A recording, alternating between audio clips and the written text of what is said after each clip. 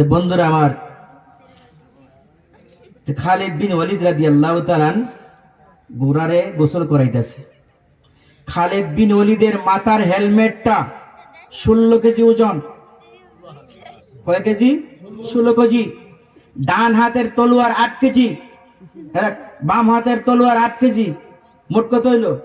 32। কয় KG? 32 KG ওজনের।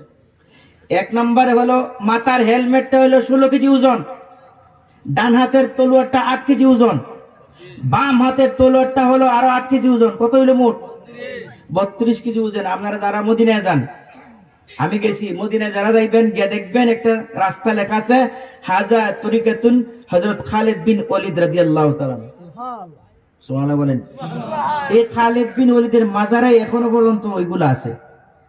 আল্লাহু আকবার বলেন। এই খালিদ বিন ওয়ালিদ উনি 16 কেজি 32 কেজি ওজনের মাল থুইয়া ঘোড়ারে গোসল করাইতেছে।